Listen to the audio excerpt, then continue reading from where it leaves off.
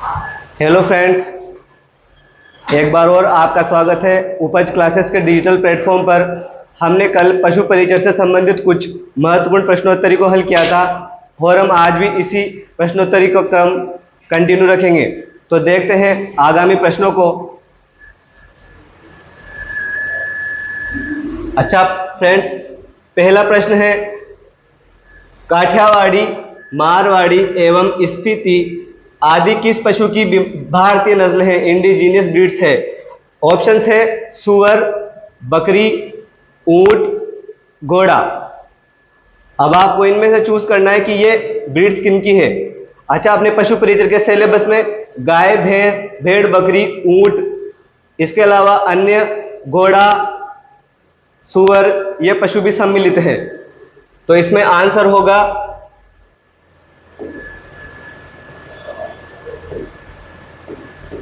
D, घोड़ा। ये सभी घोड़े की नस्लें हैं।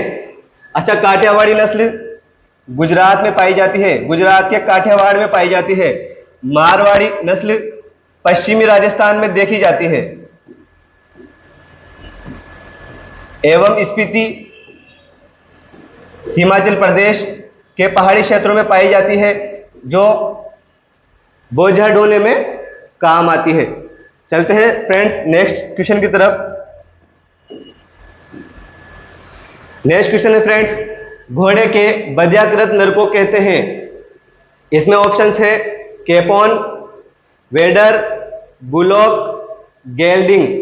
अच्छा फ्रेंड्स, इस क्वेश्चन को अपन एनालिसिस करेंगे। अपन ने कल भी किया था कैपोन। अच्छा, कैपोन मैंने आपको कल बताया था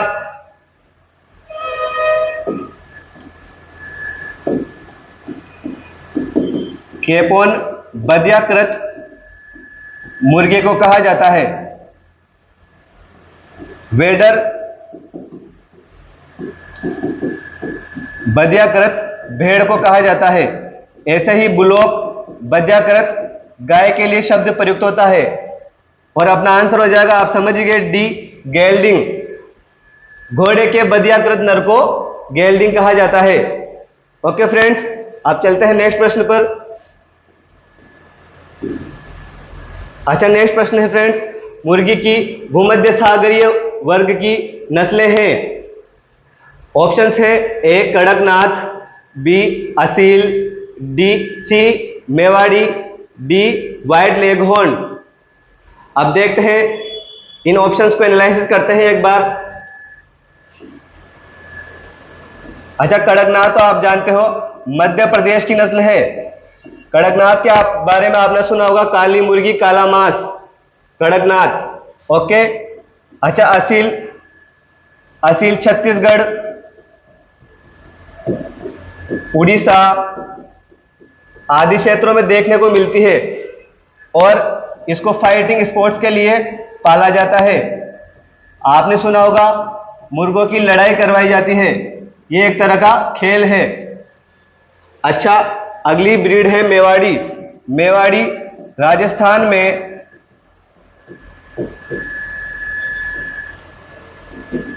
मुर्गी की एकमात्र नस्ल है जो राजस्थान में पाई जाती है, क्योंकि एनबीएजीआर आप जानते हो, national bureau of animal and genetic resources, Karnal Haryana, इसके द्वारा मुर्गियों की 19 नस्लें पंजीकृत है, जिनमें से एक मेवाड़ी नस्ल है। तो अपना ऑप्शन हो जाएगा डी, व्हाइट लेगहॉर्न। अच्छा, व्हाइट लेगहॉर्न सफेद रंग की आकर्षक मुर्गी होती है जो सर्वोत्तम अंडा उत्पत्ति के लिए जानी जाती है। यह मुर्गी 240 अंडे प्रतिवर्ष देती है। और भूमध्य सागरीय क्षेत्र का अर्थ है इसका उत्पत्ति स्थल इटली है, और इटली देश भूगोल के भूमध्य सागरीय वर्ग में आता है, इसीलिए इसको भूमध्य सागरीय वर्ग कहा गया है। तो चलते हैं नेक्स्ट प्रश्न पर। अच्छा फ्रेंड्स, नेक्स्ट क्वेश्चन है, मुर्गियों के किस रोग में प्रथम अथवा मुर्गियों के किस रोग में प्रथम अथवा एक दिन की उम्र के चूजों में टीकाकरण किया जाता है? तो ऑप्शन है ए चेचक जिसको फाउल पॉक्स भी कहते हैं, बी खूनी पेचिस जिसको कोक्सीडियोसिस भी कहा जाता है, यह एक प्रोटोजोआ जनित रोग है, सी रानीखेत यह भी मुर्गियों का वायरस जनित रोग है, डी इनमें से कोई नहीं। तो चेचक में तो 4 से 5 सप्ताह के चूजों में टीकाकरण किया जाता है। चेचक में तो 4 से 5 सप्ताह के उम्र के चूजों में टीकाकरण करते हैं। नेक्स्ट खूनी पेचिस जो प्रोटोजोआ जनित रोग है और अधिकतर वायरस जनित रोग ही संक्रामक होते हैं, उन्हीं में टीकाकरण किया जाता है। तो प्रोटोजोआ जनित रोगों में टीकाकरण नहीं किया जाता, नो वैक्सीनेशन, इनमें वैक्सीनेशन नहीं किया जाता क्योंकि यह प्रोटोजोआ जनित रोग है, वायरस जनित रोग नहीं है। तो अपना आंसर ये तो हो ही नहीं सकता, इनमें से कोई नहीं, सी रानीखेत। अच्छा रानीखेत में बता दो आपको, फर्स्ट दिन के जो उम्र के चूजे होते हैं उनमें टीकाकरण किया जाता है और इस टीके को कहते हैं F1 स्ट्रेन का टीका, F1 स्ट्रेन का टीका। और इसको मेडिकल टर्म में लासोटा वैक्सीन कहा जाता है, इसको मेडिकल टर्म में लासोटा वैक्सीन कहा जाता है। ठीक है फ्रेंड्स, तो बढ़ते हैं अगले प्रश्न की तरफ। अगला प्रश्न है फ्रेंड्स, निम्नलिखित में से कौन सा पशु में होने वाला एक स्थानीय रोग है? आपको बस शब्द को पकड़ना है, एक स्थानीय रोग है, जो टर्मिनोलॉजी है उसको अपन को पकड़ना है और समझना है और क्वेश्चंस को एनालिसिस करते हुए आंसर्स निकालना है। अच्छा इसमें 4 ऑप्शन दिए गए फ्रेंड्स, ए खुरपका मुंहपका रोग, बी एंथ्रेक्स, सी थनैला, डी पशु प्लेग। अब इनमें से देखते हैं फ्रेंड्स स्थानीय रोग का क्या अर्थ है। अच्छा स्थानीय रोग की डेफिनेशन आप समझ रहे होंगे, किसी स्थानीय क्षेत्र में होने वाला रोग, इसकी ये डेफिनेशंस नहीं है। आपकी 11th 12th एनसीईआरटी में यह क्लासिफिकेशन दे रखा है, अति उग्र रोग, स्थानीय रोग, तो उसके अनुसार आंसर हो जाएगा थनैला, क्योंकि थनैला रोग एक स्थान विशेष या अंग विशेष में होने वाला रोग है।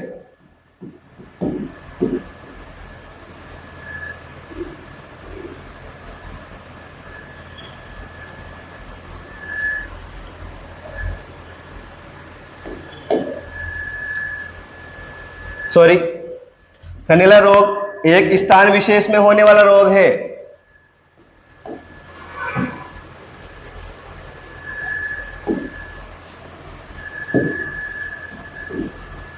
यह एक स्थान विशेष में होने वाला रोग है जो थनों, जो पशुओं के थनों पर देखने को मिलता है। तो पहला ऑप्शन भी अपन एनालिसिस कर लेते हैं। अच्छा खुरपका मुंहपका रोग यह वायरस जनित रोग है और यह एक संसर्गज रोग है। संसर्गज का अर्थ है कंटेजियस, जो छूने से फैलता है, और पशु प्लेग भी संसर्गज रोग है जो छूने से फैलता है। बचा एंथ्रेक्स। अच्छा जो एंथ्रेक्स रोग है, एंथ्रेक्स रोग इसमें पशु की अचानक मृत्यु हो जाती है और यह एक अति उग्र रोग है, पर एक्यूट डिजीज, यह एक अति उग्र रोग है, पर एक्यूट डिजीज,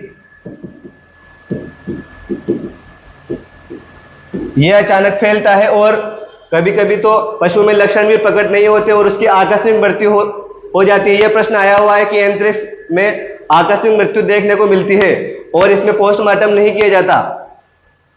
ठीक है फ्रेंड्स, चलते हैं नेक्स्ट प्रश्न पर। अच्छा फ्रेंड्स, कौन सा रोग माल्टा ज्वर अथवा बैंक्स डिजीज के नाम से भी जाना जाता है? यह प्रश्न थोड़ा नया है फ्रेंड्स, तो अपन कोई ना ऑप्शंस को एनालिसिस कर लेते हैं। अच्छा कीटोसिस,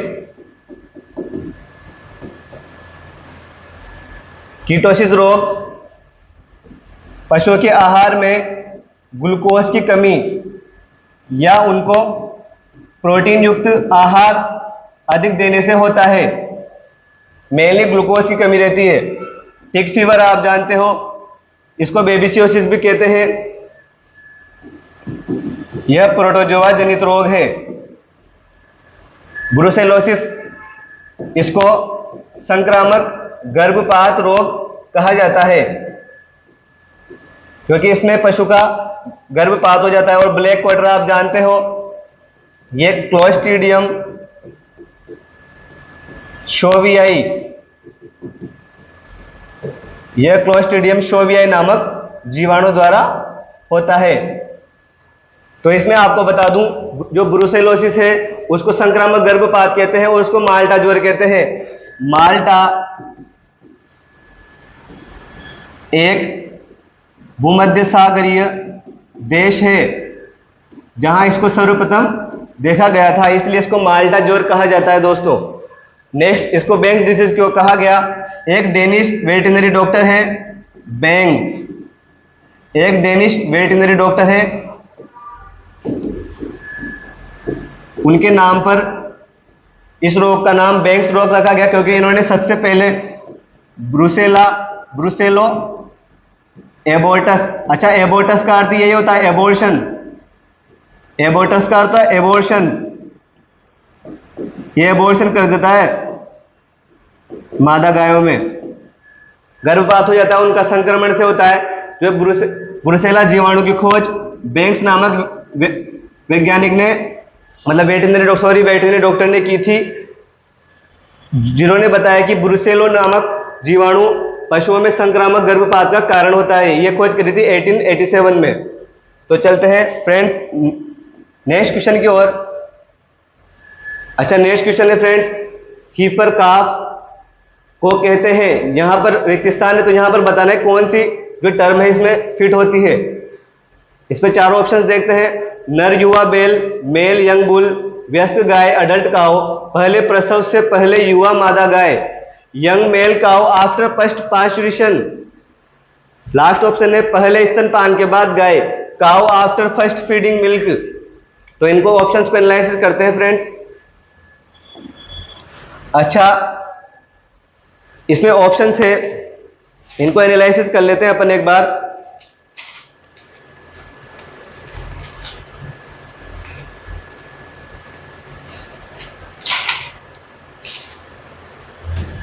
वन मिनट फ्रेंड्स।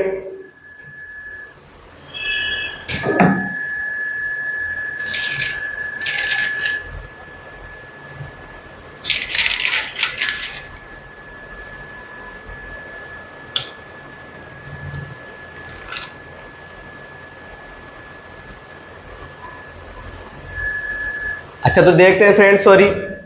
अच्छा, नर युवा बैल को बुल काफ कहा जाता है, बुल काफ। अच्छा, बुल यानी बैल होता है, इसलिए इसको बुल काफ कहेंगे। और वयस्क गाय को तो अपन नॉर्मल लैंग्वेज में काऊ कहते हैं, इसके लिए कोई स्पेशल टर्म नहीं है। सी ऑप्शन, पहले प्रसव से पहले युवा मादा गाय और पहले स्तनपान के बाद गाय, ये तो नहीं होगा। अच्छा, इसका अर्थ है हीपर काऊ, पहले प्रसव से पहले युवा मादा गाय, इसका अर्थ है वह गाय जिसमें अभी वह प्रसव नहीं हुआ है या एक्ट ऑफ पास्चुरेशन नहीं हुआ है, मतलब वो अभी ब्याही नहीं है, तो मतलब वह युवा या जवान मादा है। तो युवा या जवान मादा को हीपर काफ कहते हैं। अच्छा, जैसे जवान बैल को बुल काफ कहते हैं, वैसे जवान मादा को हीपर काफ कहा जाता है, जवान बछड़ी।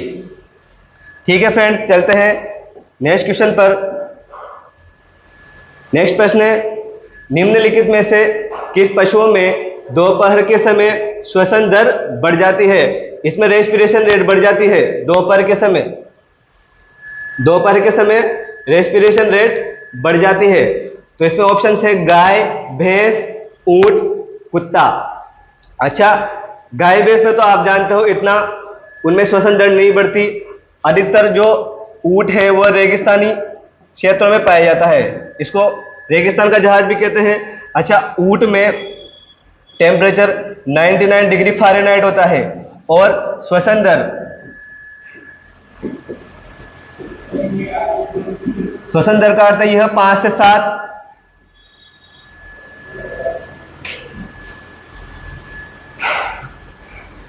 सॉरी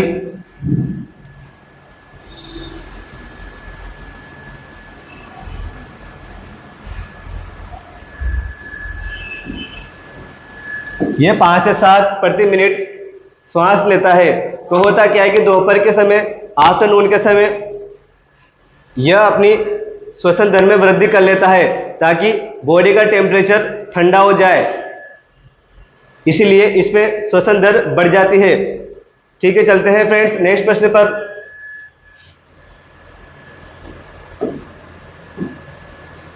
अच्छा फ्रेंड्स, नेक्स्ट क्वेश्चन है, राजस्थान में कितने राज्य स्तरीय पशु मेलों का आयोजन किया जाता है? अच्छा, राजस्थान में पशुपालन विभाग पशु मेलों का आयोजन किया जाता है, जिसमें विभिन्न पशुओं की नस्लों का पंजीकरण होता है तथा वहां पर पशुओं की बिक्री होती है। तो पशुपालन विभाग द्वारा, इसमें डायरेक्ट आंसर हो जाएगा, पशुपालन विभाग द्वारा 10 राज्य स्तरीय पशु मेलों का आयोजन किया जाता है, जिसमें आपने नाम सुना होगा, गोगामेड़ी पशु मेला, परबतसर रामदेव पशु मेला, तेजाजी पशु मेला। ठीक है, खूब सारे पशु मेले जिनमें 10 पशु मेलों का पंजीकरण होता है। चलते हैं फ्रेंड्स नेक्स्ट प्रश्न पर। अच्छा, आपको बता दूं, उपज केरन इंस्टीट्यूट 11-12 के JET/CUET के कोर्स स्टार्ट कर रहा है, तो आप आए और एडमिशंस लें और क्लासेस ज्वाइन करें। ठीक है फ्रेंड्स,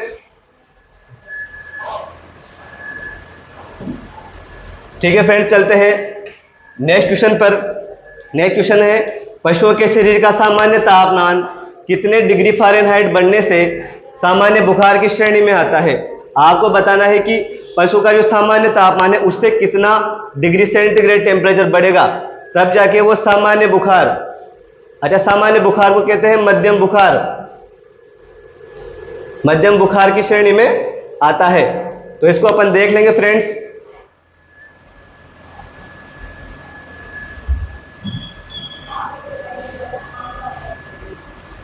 ठीक है, तो इसको एनालिसिस करते हैं फ्रेंड्स। अच्छा, आप जानते हो पशु के जो अपन पशुपालन में जो पशुओं का अध्ययन करते हैं उनमें जो टेम्परेचर की जो रेंज होती है वो 99 डिग्री फ़ारेनहाइट से लगभग 107 डिग्री फ़ारेनहाइट तक रहती है, जिसमें सर्वाधिक तापमान मुर्गी का है और न्यूनतम ऊंट का होता है। आपको एक लिस्ट दे रखी है एनसीईआरटी में, तो आप वहां से डाटा देखें तो 99 डिग्री फ़ारेनहाइट से 160 डिग्री फ़ारेनहाइट होता है। तो जो सामान्य तापमान होता है पशुओं का, उससे 1 से 2 डिग्री फ़ारेनहाइट जो टेम्परेचर बढ़ेगा उसको क्रिटिकल टेम्परेचर कहते हैं, उसको क्रिटिकल तापमान कहा जाता है। और जो 3 से 4 डिग्री फ़ारेनहाइट होता है, ये आंसर होगा अपना, इसको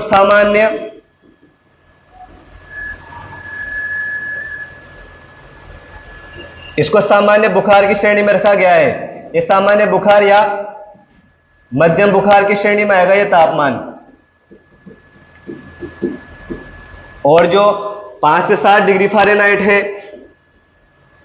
जो 5 से 7 डिग्री फ़ारेनहाइट टेम्परेचर है फ्रेंड्स, यह तेज बुखार की श्रेणी में आएगा।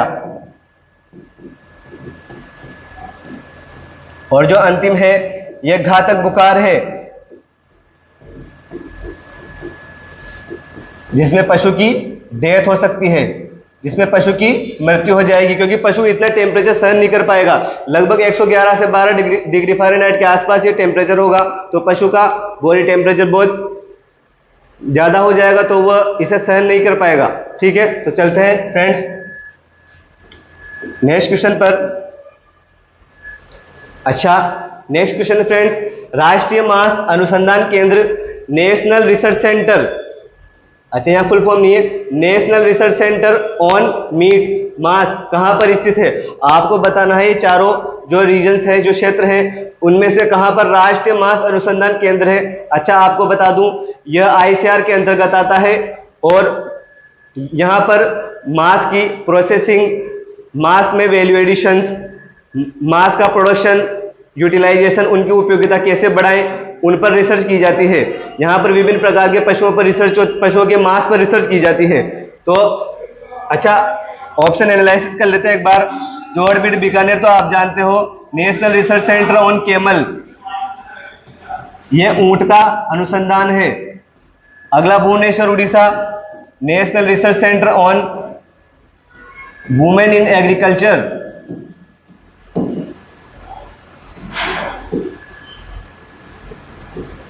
यह नेशनल रिसर्च सेंटर है किसका? वुमेन इन एग्रीकल्चर का। ये क्वेश्चन भी आया हुआ है फ्रेंड्स, भुवनेश्वर उड़ीसा वाला। और तभी अजमेर तो आप जानते हो national research centre on seed spice. अच्छा, ये डुमाडा गांव में स्थित है और इसमें बीजीय मसालों जैसे सौंफ, जीरा, राय, मेथी इनका अध्ययन किया जाता है। और लास्ट ऑप्शन अपना आंसर हो जाएगा फ्रेंड्स डी, बोधुपाल, हैदराबाद। यहां पर एनआरसी ऑन मीट सिचुएटेड है। तो आप याद रखें, क्वेश्चन भी आया हुआ है, डबल लेवल एग्जाम है। एनआरसी ऑन मीट कहां पर स्थित है? बोधुपाल, हैदराबाद में। ठीक है फ्रेंड्स, चलते हैं नेक्स्ट प्रश्न पर। अच्छा फ्रेंड्स, निम्न में से बकरियों का समूह ग्रुप्स ऑफ गॉट क्या कहलाता है? तो ये बकरियों की टर्मिनोलॉजी से, अच्छा ऐसे प्रश्न अपन ने कल भी सोल्व किए थे। इसमें विभिन्न पशुओं की विभिन्न प्रकार की टर्म्स अपन को याद होनी चाहिए। तो इसको एनालिसिस करते हैं फ्रेंड्स। हर्ड, अच्छा आपने सुना होगा गाय व भैंस के समूह को हर्ड कहा जाता है। और फ्लॉक, जो भेड़ों का जो समूह है उसको फ्लॉक कहते हैं। और ड्रो, सुअर के समूह को ड्रो कहते हैं। और ट्रिप, ये प्रश्न आया हुआ है जो हमने एग्जाम में, ट्रिप बकरियों का समूह होता है। ग्रुप ऑफ गोट्स, इसको ट्रिप कहते हैं। अच्छा, बकरियां ट्रिप पे निकल जाती है तो इसलिए ट्रिप कहते हैं इसको। ठीक है, ठीक है, चलते हैं नेक्स्ट प्रश्न पर। अच्छा फ्रेंड्स, नेक्स्ट क्वेश्चन है, निम्न में से किस रोग को नाविक ज्वर या शिपिंग फीवर भी कहा जाता है? शिपिंग फीवर का अर्थ वही है आप जो समझ रहे हो, शिप का अर्थ है जहाज। अच्छा, पहले अपन ऑप्शन एनालिसिस कर लेते हैं। अच्छा, एंथ्रेक्स आप जानते हो जीवाणु जनित रोग है। यह बेसिलस एंथ्रेसिस नामक जीवाणु से होता है और यह रोग भेड़ में देखने को मिलता है जिसको वुल शॉर्टर्स डिजीज भी कहा जाता है। अगला है गलगोटू, जिसको गुर्र का रोग भी कहते हैं। अगला है ब्रुसेलोसिस, ये संक्रामक गर्भपात कहलाता है। इसको क्या कहते हैं फ्रेंड्स? संक्रामक गर्भपात। अभी पढ़ा था अपने ब्रुसेलो जीवाणु से, यह भी जीवाणु जनित रोग है। और चेचक फाउल पॉक्स, ये तो वायरस जनित रोग है जो मुर्गियों में देखने को मिलता है ना। तो इसमें आंसर हो जाएगा अपना बी, गलगोटू। अच्छा, गलगोटू को शिपिंग फीवर इसलिए कहा गया कि इसको सबसे पहले अधिकतर जो लंबी दूरी पर पशुओं को ले जाता है यात्रा में, तो उस दौरान उनमें गुर गुर की आवाज आती है और पशु की श्वसन संबंधी विकार है, तो इसको गलगोटू कहते हैं, इसलिए इसको शिपिंग फीवर कहा गया। ठीक है फ्रेंड्स, चलते हैं नेक्स्ट क्वेश्चन पर। अच्छा, नेक्स्ट क्वेश्चन इंपॉर्टेंट है थोड़ा सा। किस औषधि का 2% गोल पशु को सांप द्वारा काटे गए स्थान पर लगाने में तुरंत आराम मिलता है? मतलब आपको एंटीडोट बताना है कौन सा 2% जो सॉल्यूशन है, सांप के काटे गए स्थान पर किसी पशु को सांप काट ले तो उसमें तुरंत आराम मिले, उसको रिलैक्स मिले। तो एक बार ऑप्शन देख लेते हैं फ्रेंड्स। अच्छा, ये प्रश्न आपके औषधियों से आया मेडिसिन में। अच्छा, अमोनिया तो पीड़ाहारी होता है, पीड़ाहारी या दर्द निवारक औषधि जिसको एनाल्गेसिक्स भी कहा जाता है। जैसे अपन लेते हैं पेन किलर्स, वैसे पीड़ाहारी औषधियां होती है। नीला तोता आप जानते हो वर्मीसाइड होता है, पेट के कीड़ों को मारने में काम आता है, यह कृमिनाशक होता है वर्मीसाइड। और डी, इसका आंसर नहीं, इसका आंसर होगा सी, लाल दवा।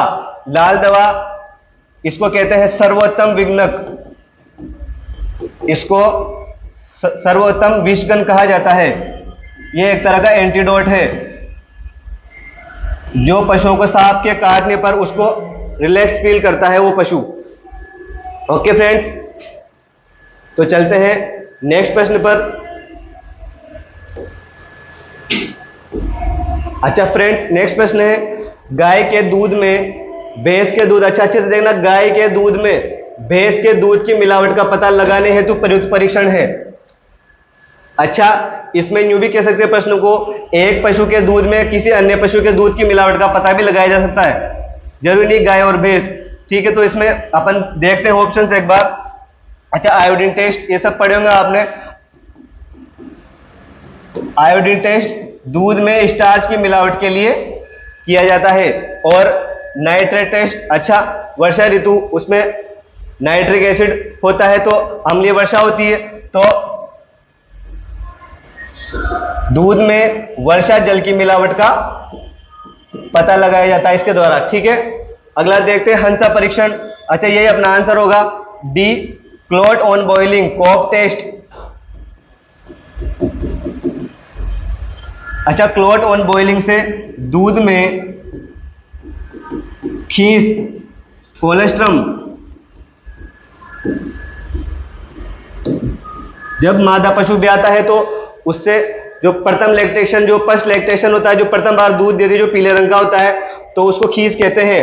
तो खीस को जब बर्नर पर टेस्ट ट्यूब में लेकर जब उसको बॉईल किया जाता है तो उसमें क्लोटिंग हो जाती है, क्योंकि खीस की अम्लता, एसिडिटी ज्यादा होती है, तो उसमें थक्का जम जाता है और क्लोट ऑन बॉइलिंग से दूध में खीस की मिलावट का पता लगाया जा सकता है। तो अपना आंसर होगा हंसा परीक्षण।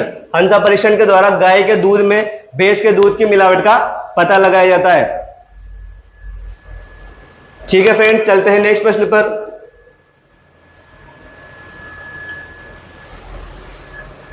मुर्गियों में चेचक की घातक अवस्था है। अच्छा, डेंजर स्टेज कौन सी है? चेचक रोग पढ़ा होगा आपने, फाउल पॉक्स।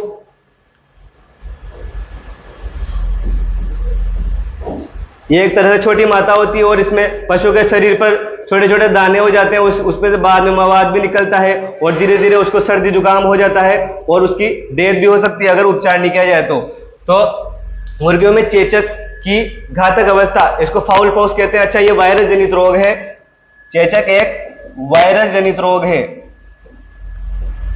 तो इसमें देखते हैं। अच्छा, ये स्टेज दे रखी है विभिन्न रोग की।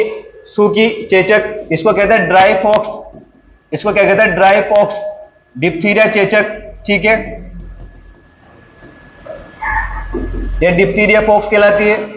और एक स्टेज दे रखी है कोराइजा चेचक, कोराइजा पॉक्स। अच्छा, पहली स्टेज, ये स्टेज लाइन वाइज दे रखी है, ये फर्स्ट स्टेज है, ये इस रोग की सेकंड स्टेज है और ये इसकी थर्ड स्टेज है। तो पहली स्टेज में क्या होता है? पशुओं के शरीर, कलंगी, पैरों पर छोटे छोटे दाने बनते हैं। और अगली स्टेप जो डेंजर होती है, तो अपना आंसर हो जाएगा बी, डिप्थीरिया चेचक। इसमें पशुओं की मुख गुहा, ग्रास नाल पर छोटे छोटे दाने होते हैं तथा उसको भोजन निगलने में कठिनाई होती है, तो इससे पशु के लिए ये घातक होती है और उसकी मृत्यु भी हो सकती है अगर इलाज नहीं हो तो। और सी लास्ट स्टेज है कोराइजा। आप जानते हो कोराइजा कहते हैं सर्दी जुकाम को, तो इसमें सर्दी जुकाम के लक्षण दिखाई देते हैं, इसमें सर्दी जुकाम के लक्षण दिखाई देते हैं।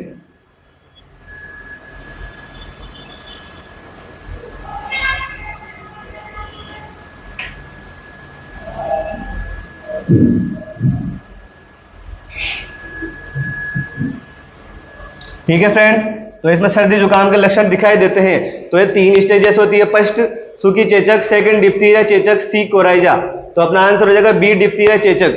ये चेचक की घातक अवस्था है। अच्छा, आप याद भी कर सकते हो, डी से डेंजर, डी से डिप्थीरिया। ओके, तो ये सेकंड स्टेज होती है। चलते हैं नेक्स्ट क्वेश्चन पर। पशुओं में उत्पन्न वायरस जनित रोग कौन सा है? आपको वायरस जनित रोग बताने हैं इसमें। ए, एंथ्रेक्स, बी, लंगड़ी बुखार, सी, सर्रा, जिसको अपन त्रिवर्षा या सड़ा रोग भी कहते हैं। अच्छा, इसको अल्देबाब, मबोरी, और भी जो अरेबियन कंट्रीज है उसमें अल्देबाब, मबोरी रोग भी कहा जाता है। डी, रिंडरपेस्ट, ठीक है, इसको पशु प्लेग भी कहा जाता है हिंदी में। तो इसको एनालिसिस करते हैं। अच्छा, एंथ्रेक्स रोग तो बेसिलस एंथ्रेसिस नामक जीवाणु से होता है। इसको वुल शॉर्टर्स डिजीज भी कहते हैं, वुल शॉर्टर्स डिजीज, क्योंकि यह भेड़ों में होता है और भेड़ों की जो ऊन है शरीर की वो उसके रेशे छोटे हो जाते हैं। लंगड़ी बुखार आप जानते हो, इसको ब्लैक क्वार्टर भी कहते हैं, ब्लैक क्वार्टर। क्लोस्ट्रीडियम शोवियाई, क्लोस्ट्रीडियम शोवियाई नामक जीवाणु से होने वाला रोग है। ठीक है, अगला है सर्रा। इसको तो आप जानते हो, ये ऊंट में होता है, इसको त्रिवर्षा या सड़ा रोग भी कहते हैं, इसको त्रिवर्षा या सड़ा रोग भी कहते हैं। और ये ट्रिपेनोसोमा इवेंसियाई नामक प्रोटोजोआ से फैलता है। बी रिंडरपेस्ट पशु प्लेग। अच्छा, अपना आंसर हो जाएगा डी रिंडरपेस्ट पशु प्लेग, क्योंकि यह एक वायरस जनित रोग है। तो ये वायरस जनित रोग है। अच्छा, मैं आपको एक ट्रिक बताता हूं। वायरस जनित रोग, 4 वायरस जनित रोग है जो मेन आपको याद रखने हैं। ट्रिक है, रफ वायरस है,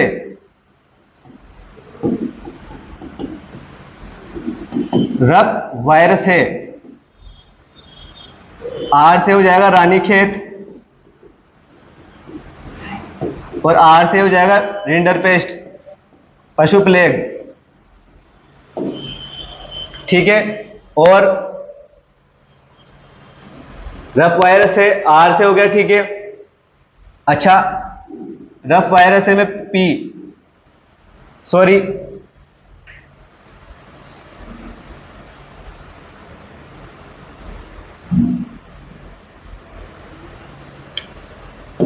रफ वायरस है, ऐसे याद करें इसको। एफ से हो जाएगा फाउल पॉक्स, और एफ से FMD foot and mouth disease, खुरपका मुंहपका रोग। तो ये चारों जो डिजीज है ये वायरस जनित है। तो इसमें से अपना आंसर था रिंडरपेस्ट पशु प्लेग, जो अपन देख चुके हैं। Okay friends, thank you.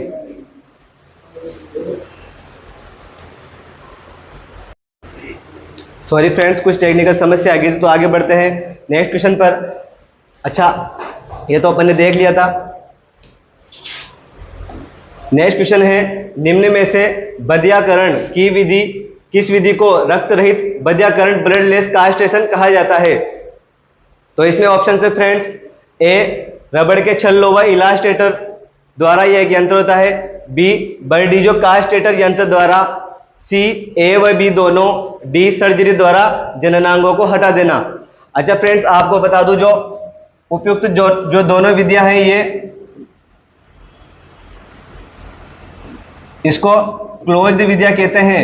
इसमें पशुओं के जो वृषण कोषों से जो बधियाकरण की क्रिया की जाती है, तो उनमें रक्त की हानि बहुत कम होती है या नहीं होती, और जो सर्जरी द्वारा जननांगों को हटा देता है, ये ओपन सिस्टम है जो वेटरनरी हॉस्पिटल्स में की जाती है, जिसमें पशुओं के वृषण कोषों से वृषण को निकालकर चीरा लगाकर जो निर्जमीकृत जो ब्लेड होती है उससे चीरा लगा देते हैं, और इसमें रक्त की हानि होती है और पशु को दर्द भी होता है।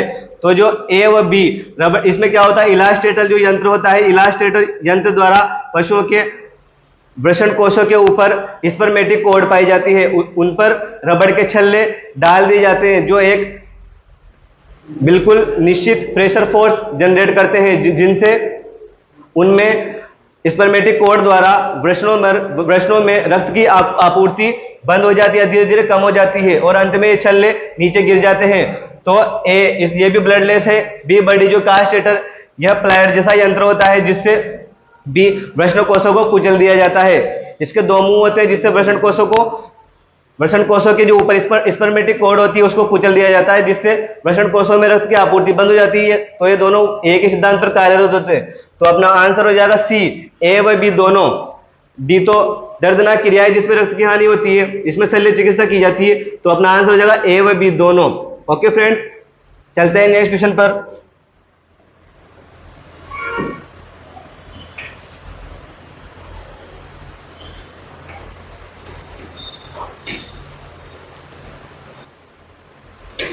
ओके फ्रेंड्स, नेक्स्ट क्वेश्चन देखते हैं। दूध का पीला रंग होता है, आप जानते हो केसिन तो दूध की प्रोटीन होती है और लैक्टोज शुगर होती है, और विटामिन से तो रंग का कोई संबंध नहीं है। तो दूध का पीला रंग कैरोटीन के कारण होता है। तो इसका राइट आंसर हो जाएगा कैरोटीन। ओके फ्रेंड्स, चलते हैं नेक्स्ट प्रश्न पर। अच्छा, बेड में निषेचन की क्रिया कहलाती है, आप जानते हो ये अलग अलग क्रियाएं होती है इनमें निषेचन की, तो अपन इनको एक बार एनालिसिस कर लेते हैं। अच्छा, सर्विंग